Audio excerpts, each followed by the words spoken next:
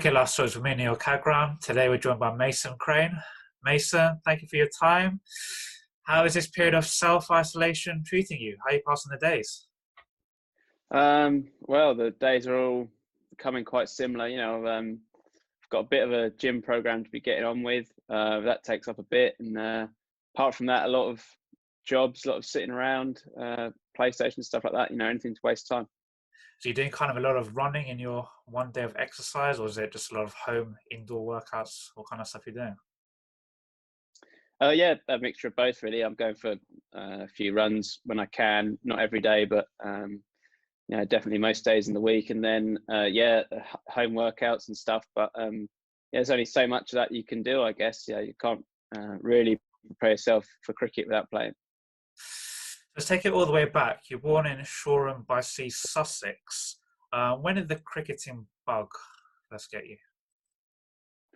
That wouldn't have been till I was about eight, about eight, maybe nine. And it was 2005 Ashes that really got me into it.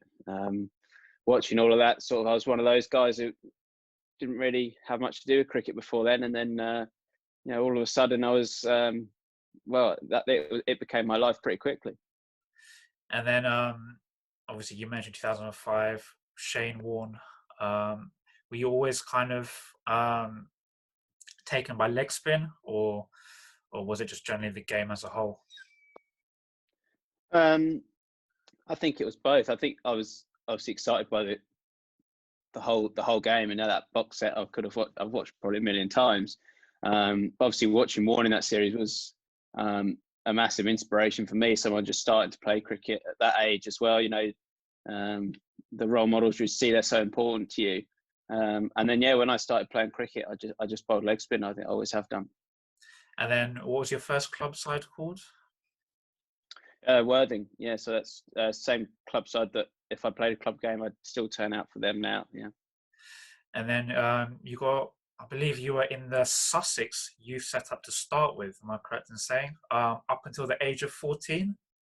But then you were released at that age. How did that make you feel at that time? So you're a young man trying to got aspirations. How do you feel? It was tough, obviously because you're. I played for Sussex since I was about 9 or 10, and then it's all I ever knew. And then all of a sudden to be sort of taken away, and your dreams sort of over at that stage. It's tough to take. But luckily, I was at London College with Raj Maru, who had come fresh from the Hampshire setup. So he sort of introduced me over there, and haven't really looked back since then. Yes, you mentioned Raj Maru. How much of a blessing was he in your kind of career as such? Or was he saw something in you, which he believed in you? And so how much of an influence has he been on your short career so far? Well, Raj was a huge influence, especially those early days at school. I remember, obviously, when I was not involved at Sussex anymore, I had a year of basically where we decided to start again, really, and tore down my whole action, tried to get rid of the bad bits and replace it with some good bits and good habits. And, realised I was always quite small for my age. So that's where I started running in, because I needed the extra momentum. And, we were talking about things like, if I'm going to be really good, I don't need to be good at my own age. I need to be taking the wickets of guys who are older than me. So I need to be bowling at the pace of 16, 17-year-olds, and stuff like that. So he was a massive influence.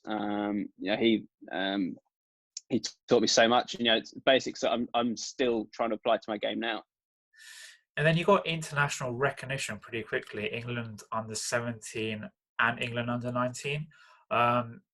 Did you feel ready? Because obviously you've obviously said you've remodeled your action, and then international recognition came. Were you just taking everything in your stride?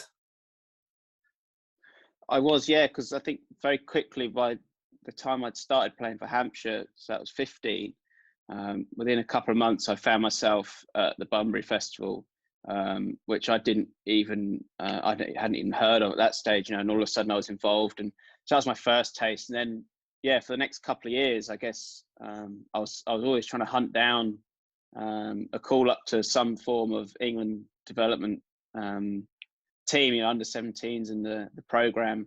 That was my aim from that point, was to get on it. So a couple of years later, when I did get involved, I did feel ready.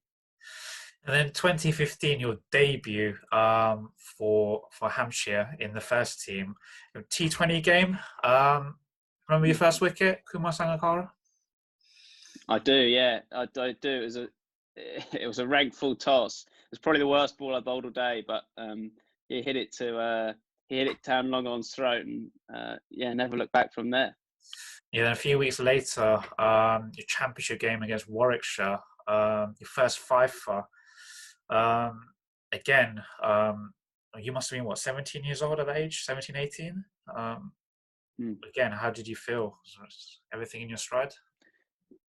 Yeah, well, again, it all been sort of thrust upon me, that, like I said, go back to that T20 game. I was never down to play in that game. I turned up on the day, and the coach, Dale Bekenstein, just said, I was just meant to carry drinks. One of the academy guys carrying drinks, and he said, "Oh, by the way, you might play tonight." And luckily, I still had my kit in the car from a second 11 game earlier in the week. And from that moment, really, it just sort of blew up. And the week after that, I had a list A debut. The week after that was a first class debut, and then the week after that game you're talking about there, and it was all so fast paced. I didn't really get time to stop and think about it and think about what was going on. I was 18 and playing in the first team, pretty much every game. So it was an amazing time, and it was all happening so fast. And I was bowling well and taking wickets. It was a really great point in my career as well. And then you went to the Under-19 World Cup. But then I want to just move on to 2016 in the winter and your link up with Stuart MacGill in Australia. How did that come about? You spent time with Gordon CC, but just talk us through how that link up came and everything around that time. Yeah, so the winter before I had the World Cup, so that was my focus for that. And the next winter came round, and speaking to obviously the Hampshire, the club, England, what they wanted me to do in the winter, and it decided that a winter of grade cricket would be really good for me. So I started looking around for grade teams. Peter Such was in charge of all the spinners at the ECB at the time. He said, "We'd like to send you to Sydney because we can hook you up with Stuart MacGill. That'd be great." And, luckily, Will Smith was playing for Hampshire. He'd just been playing at Gordon, and he said they need a spinner. They don't have one. You'll bowl loads. Really great bunch of guys, and you'll have a great time. So I thought, well, I'll go play for them and work with Stu. And it was probably one of the greatest winters I think you could ever wish for. Yeah, so you had success as well. I think back-to-back seventhers, I believe. How much of an influence was Stuart MacGill? Obviously, he's recognised as one of the great leg spinners. Slightly overshadowed due to Shane Warne's exploits, but still a great man in his own right. How much of an influence was he on you? He was a huge influence. We were working together twice a week, and it was great because we'd bowl together. Myself, him, and Matt Critchley as well from Derbyshire. We were a bit of a three. We had a great time. We'd bowl together and try and improve, and he's so passionate about bowling. It was brilliant. And then on a Saturday, I would get to put it into practice. Playing in a grade game, and I got to bowl really long spells, which was great for me. It was the perfect storm, really. I got to work so much with Stu, and I got to bowl really long spells at the weekend. It all added up and sort of really fast tracked my development. And then you got the opportunity then to play for New South Wales, the Sheffield Shield game at the SCG. How did that opportunity come? Was it just like a call up? Did they just did a selectors then just see you in the grade team? How did that all come about? Yeah, so I've been their summer really, or summer I've been net bowling. I'd been bowling at New South Wales before Shield games. Been bowling at the Sixers before T20s, and I've just been going along and having a really good time. And then as the season went on, I started taking more and more wickets for Gordon, and Like I said, I took 3 7-fers in a row. And I was getting good players out, state players out. It was coming out well in the nets. I was bowling really well to them, and Australia were playing against India at the time away. And so that means Lyon and O'Keefe were both there. And at the SCG, the ball can spin later on in their season. So they were looking to play a second spinner. And I think initially we kind of just toyed with the idea, and I played a second 11 game just to see how I would go, and I bowled quite well in that. And then, sort of before I knew it, I was being asked to stay out there a couple of extra weeks and prepare for a Shield game, which was awesome. Yeah, so I said you got the fifer at the SCG. You come back and then you play in the North v South game again in the UAE.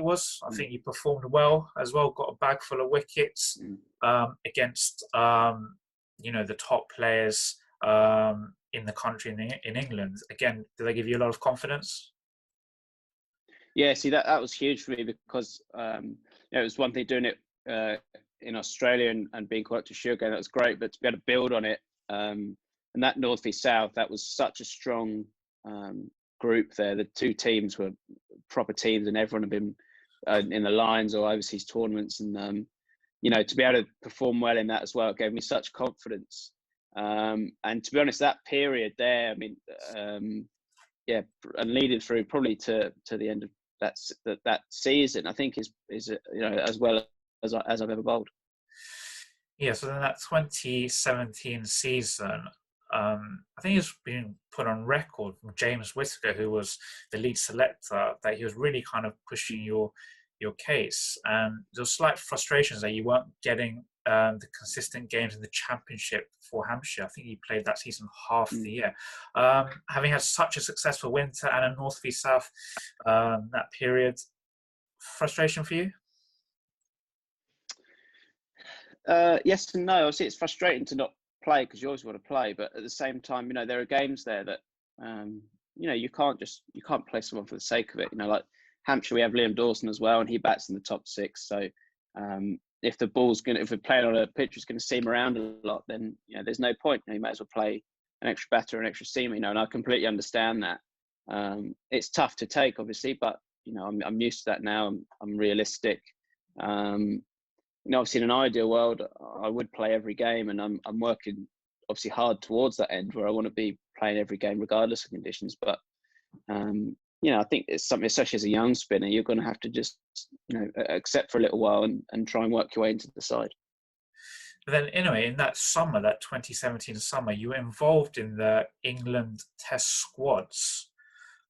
Again, just being around that environment, did that give you a lot of confidence? Just something that you can just kind of get used to, just being around the full test grounds, big crowd, etc. Again, a good experience. Yes, that was awesome. And just before that, I'd made my T20 debut in the series against South Africa as well. And so I'd had that taste of it, and then I was, like I said, involved in the test squads. And that was a great few weeks because we were traveling around, and I got to be with some of the best, the best players in the country day in day out, which you can't learn any more than being there. And the standards I had to get to, I understood, and where I wanted to get my game to. So that was a great taster for me. Yeah, I was going to mention your T20 international debut came at your home ground. First wicket, AB de Villiers. You've got a knack of getting the great players out as your first wicket. Again, a proud moment. Yeah, that was huge for me because we all know how good he is and what he can do, and he played really well in that series actually. And so to get him out was a huge moment for me. First wicket for England. So that's something you can't take away, no matter what happens. And then that winter, you were picked in the Ashes touring squad down under. The series didn't go England's way, obviously losing 4-0. You get your opportunity in the last test match. How did that conversation come about? Was it again just the case, obviously you said before Sydney tends to spin. Again, you got the call up, proud moment. And what was the kind of conversations with the captain, selectors, etc.? Yeah, so I think when you tour Australia, I think Sydney as a spinner is the one you keep an eye on because if it's hot weather and the wicket is dry, it will spin there. And obviously, being in Australia, it'll bounce as well, which is what most spinners look for. So every game I was kind of on high alert because Moeen had a couple of injury issues throughout the series. There were a couple of games we weren't sure he was going to be fit for. But yeah, so every game I was ready to play, and then by the time Sydney came around, I was lucky enough to get the nod, and it was a hugely proud moment. And when the captain comes up to you and says, you're in tomorrow, good luck, sort of thing. You can't quite believe what he's just said, but again, that's another moment that I'll cherish forever, and definitely, you can't take away. And who presented you a cap? I think, was it Graham Swan? Am I correct in saying? It was Graham Swan, yeah. Any words you can share that he said during that moment? Well, things are coming from a spinner that who was that good for England. It's always going to be tough to follow them, but he just said just enjoy it, and everyone obviously be right behind you. And when you become a Test player, you join such a special club, and you understand how special it is that you've got a cap, and all it does is makes you thirsty to play more and do well and win games. That's all that becomes important. And that vision hasn't changed now. Obviously, I haven't played since then, but that is still my goal: is to play for England as much as I can and contribute and hopefully win tournaments, win Ashes series, win all sorts. That's the aim. You got that one wicket, Usman Khawaja, but a tough baptism of fire, that Test match for you.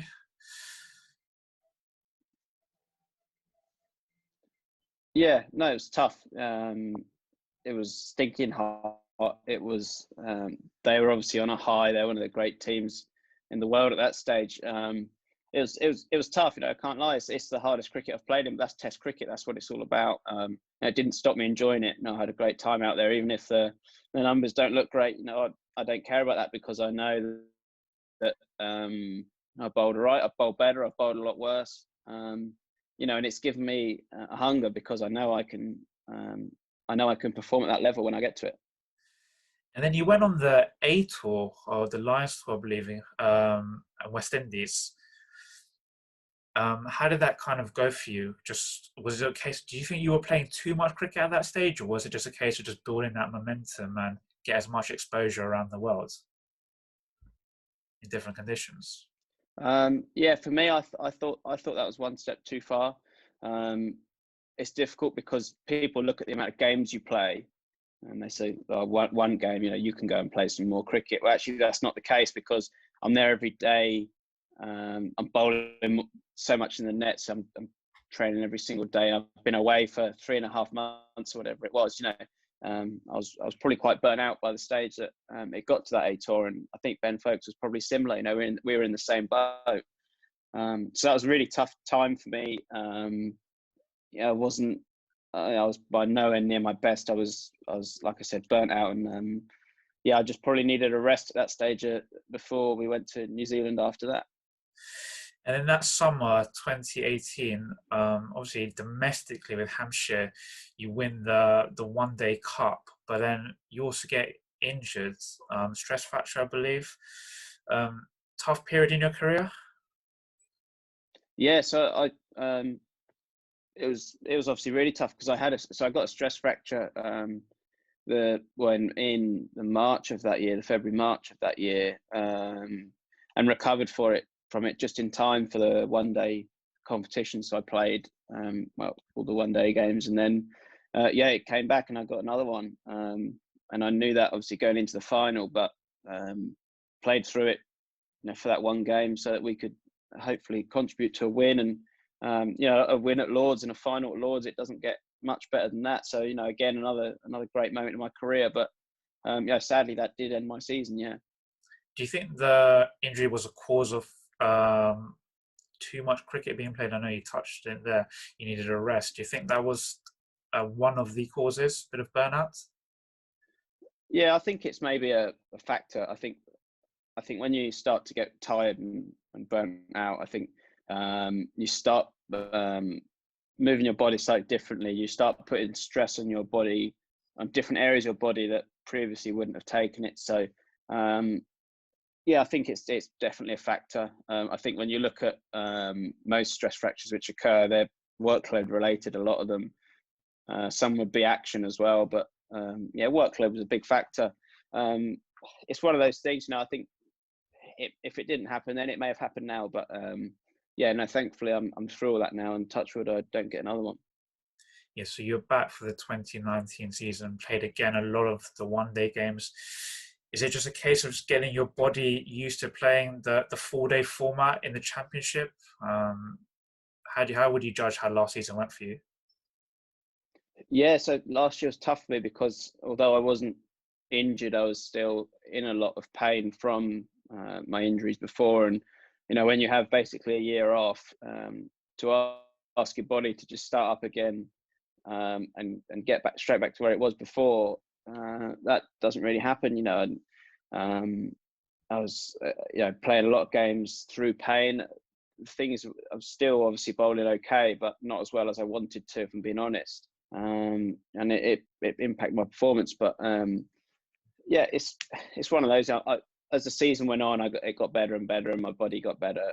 And then I felt like I was really starting to hit my straps in the T20 season. And sadly, I tore my side through that as well. So missed I think 4 or 5 games.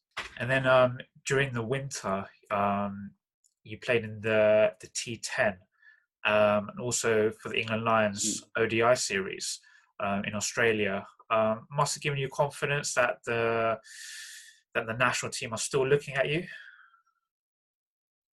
Yeah. No, that was really big for me because I battled through the summer and I hadn't bowled as well as I know I can. So to be involved in the winter, I saw it as a really good chance, and a really good chance for me to do well. But mainly it was play cricket with a smile on my face and with no pain, and that's what happened. The whole winter I was feeling really good. Yeah, by the time we got to Australia, I was feeling awesome. I was in India before that as well with the Lions, and I was just building up and getting better and better. And when we were in Australia, I was feeling great, and I bowled well, and I'm really happy how that all went. And then it must have been doubly frustration now with this period coming up. You've obviously got picked for the London Spirits in the 100, which is headed up by Shane Warne. Would it be safe to say Shane Warne probably your sporting hero? And have you actually worked with him in any capacities? Must be doubly frustration because we don't know if what's actually going to happen this summer. Yeah, well, like I said, it's frustrating because we just don't know at this stage. Obviously no one's got any clue what's going to happen, but it's great to be picked in that. And obviously, like you said, Warne as the head coach as well, that's going to be awesome. And getting to work with him every day throughout that tournament would be great. I haven't worked with him as such, but I have obviously had some conversations with him and spoken to him a lot. So hopefully I can further that relationship and really go in with open ears and listen to everything he has to say. And then you're a young man. I believe you're only at 23 years old now. As a leg spinner, do you think you come into your own in your late 20s, or is it just how are you viewing things? Do you think you know your action as well as you can now, or is it just through experience that's going to develop? Well, I think it's experience. I think hopefully as a spinner, there's no age that you can stop improving. I think when you look at the great spinners that there have been, they've kept being great right until the very end. So I think I'm always trying to learn and improve and find different ways that I can improve my action, improve my mindset, improve my sort of my tactical knowledge and things like that. I think if you look at someone like Adil Rashid, he probably got into the England side quite early on, and then he got back in, didn't he, when he was a bit older. And you look at how he's improved so much, even from then, 4 or 5 years ago. Now he's probably one of the leading leg spinners in the world. So I look at someone's career like that, and I think that hopefully I can do something similar and play as much as I can and just keep trying to improve. Who's the hardest batsman you've come up against in your career so far? there've been some tough ones. Obviously, having played against people like Steve Smith was obviously the form he was in at time as well, and like you said, AB de Villiers, people like that. But Sangakkara for me, I think he's exceptional. He was absolutely exceptional. He scored 100 in a one-day game against us at the Oval, and I've never seen batting like it. You know, he basically nominated before the ball was bowled where he was going to hit it, and the ball never missed the middle of the bat. So for me, I think he'd be right up there. And then, as a modern day player, what do you think is actually the greatest challenge and difficulties you guys face? What would you say personally is a great challenge? The greatest challenge, I think now, is the external pressures that are put on people, whether that's social media or media and things like that. I think cricket's a hard enough game when you try and play it without anything extra, and when there's all this added stuff in, and pressure from outside the change room and outside influences, I think that's when you can see guys get really muddled, and that's a county level as well as an international level. So I think that's something that we'll have to get used to, and we'll have to roll with. And then for you personally, moving forward, I know you mentioned before the long-term aim is to obviously get back into the England setup. Test and one day, are they both the aim? The longer format as well?